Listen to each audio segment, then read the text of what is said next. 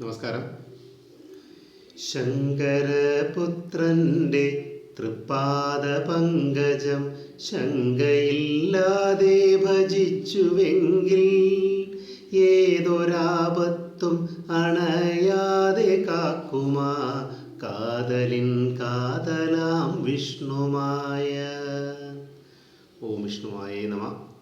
ഇന്ന് നിങ്ങളുടെ മുമ്പിൽ എത്തിയിരിക്കുന്നത് എൻ്റേതായ ഒരു ജീവിതാനുഭവം, സ്വാമിയുമായിട്ടുള്ള ബന്ധം, സ്വാമിയുമായിട്ടുള്ള ഒരു ജീവിതാനുഭവം ചുരുക്കി ഒന്ന് നിങ്ങളോട് സംസാരിക്കുവാനാണ് ഞാൻ വന്നിരിക്കുന്നത്.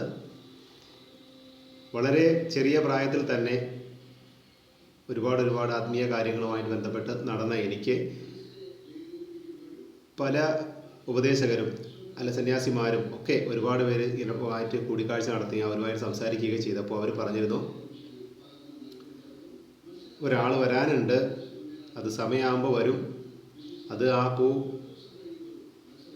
പൂത്ത് ആ മുട്ടായി നിന്ന് അത് പൂത്ത് അതിൽ നിന്ന് തേൻ കുടിക്കുവാൻ വണ്ടുകൾ വരുന്നത് പോലെ ആ സമയമാകുമ്പോൾ ആൾ വരും എന്നിങ്ങനെ പറഞ്ഞിരുന്നു. അങ്ങനെ വർഷങ്ങൾ ഇങ്ങനെ കടന്നുപോയി. അപ്പോൾ ചെറിയ പ്രായത്തിൽ തന്നെ ഒരു വിഷ്ണുമായ സ്വാമിയുമായിട്ടുള്ള ഒരു ബന്ധം, അത് എന്ത് ഏതെന്നറിയാൻ വയ്യാത്തൊരു കാലഘട്ടത്തിൽ അന്ന് ഇങ്ങനെ സ്വാമിയുടെ നാമങ്ങൾ ചൊല്ലുക, സ്വാമിയുടെ ഊണിലും ഉറക്കത്തിലും ഉറക്കം ഉണരുമ്പോഴും സ്വാമിയുടെ നാമങ്ങൾ ഇങ്ങനെ ചൊല്ലിക്കൊണ്ടിരിക്കുന്ന ഒരു കാലമുണ്ടായിരുന്നു. ഇപ്പോഴും മാറ്റങ്ങളൊന്നുമില്ല ആ ഒരു കാലം. പക്ഷേ അന്ന് എനിക്ക് ഇത്ര പൂർണ്ണമായും അറിയില്ലായിരുന്നു ആ ഒരു മൂർത്തിയുടെ വൈഭവം, ആ മൂർത്തി ആരാണെന്നതിനെ കുറിച്ചൊന്നും അന്ന് എനിക്കറിയില്ലായിരുന്നു. പക്ഷേ ഒരാൾ വരാനുണ്ട് എന്ന് ഒരുപാട് വിദഗ്ധരായ ആൾക്കാർ പറയാറുണ്ടായിരുന്നു. ഒരുപാട് സന്യാസി ശ്രേഷ്ഠന്മാരുമായിട്ട് ചർച്ചകൾ ഒരുപാട് നടത്തുന്ന സമയത്ത്, അതും കുറേയൊക്കെ ചെറുതിലെയാണ് കേട്ടോ. അപ്പോൾ അവർ പറയുകയുണ്ടായി, വരും, ആ സമയമാകുമ്പോൾ അത് വരും, താങ്കൾ വിഷമിക്കേണ്ട എന്ന് പറഞ്ഞു. അങ്ങനെ പുരാണ പാരായണങ്ങളും മറ്റു കാര്യങ്ങളും ആ ഉപാസനയും കാര്യങ്ങളുമായിട്ട് ഇങ്ങനെ തുടർന്ന് പോയി. അങ്ങനെ സ്വാമിയുടെ ഉപാസനയിലോട്ട് വരികയും വന്ന് സ്വാമിയുമായിട്ടുള്ള ആ ഒരു ബന്ധം ഇങ്ങനെ നിലനിർത്തിക്കൊണ്ടു പോവുകയും ആ കുറേ പഠനങ്ങൾ നടത്തുകയും പഠിക്കുകയും സ്വാമിയുടെ ജപങ്ങളും കാര്യങ്ങളും ഉപാസനകളൊക്കെ പഠിക്കുകയും ഒക്കെ ചെയ്തു. അപ്പോൾ ഗുരുസ്ഥാനത്ത് ഒരാൾ വേണം. ഗുരുസ്ഥാനത്ത് ഒരുപാട് ആൾക്കാരുണ്ട്. അത് ഉപാസന തുടങ്ങിയതിന് മുമ്പും പിമ്പുമായിട്ടുള്ള ഒരുപാട് ഗുരുസ്ഥാനത്ത് ആൾക്കാരുണ്ട്, ഒരുപാട് ഉപദേശകരുണ്ട്. എങ്കിൽ തന്നെയും ഒരു ഗുരുസ്ഥാനം നേരിട്ട് വേണം എന്നുള്ളത് ആഗ്രഹിച്ചിരിക്കുന്ന ഒരു സമയത്ത് ആഗ്രഹിച്ചതേ ഉള്ളൂ. ഒരാളിവിടെ വരികയുണ്ടായി, നിങ്ങളെ കാണാൻ വേണ്ടി വന്നതാണെന്ന് പറഞ്ഞു. അപ്പോൾ ആളിനെ ഡീറ്റെയിൽസ് ഒന്നും ആളങ്ങനെ വലുതായിട്ട് പറഞ്ഞില്ല.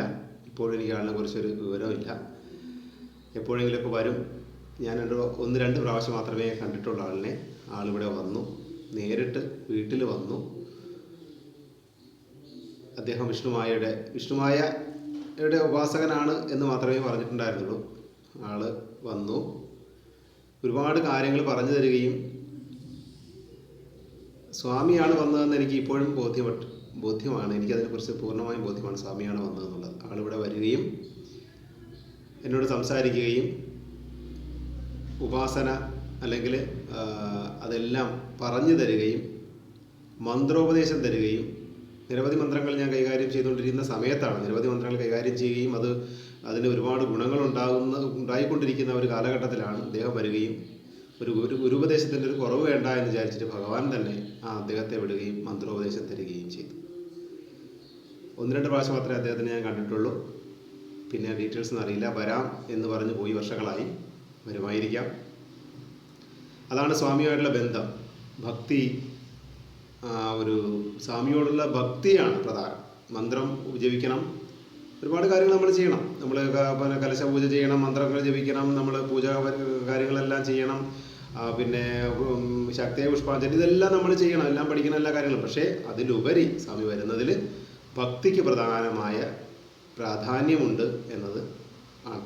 അപ്പോൾ ഞാനിത് ഒരുപാട് കാര്യങ്ങളുണ്ട്, എന്നാലും ചുരുക്കി ഭക്തജനങ്ങളോട്, ഇഷ്ടമായ ഉപാസകരോട് അവരുടെ ജീവിതാനുഭവങ്ങളിൽ ഇതൊക്കെ ഒരു പാഠമായിരിക്കട്ടെ എന്ന് വിചാരിച്ച് എല്ലാവരോടും പങ്കുവച്ചതാണ്. എല്ലാവർക്കും നല്ലത് വരട്ടെ. പൊന്നുണ്ണിഷ്ടമായ സ്വാമി അനുഗ്രഹിക്കട്ടെ. ഓം വിഷ്ണുമായ ചാത്തൻ സ്വാമിയേ നമഃ.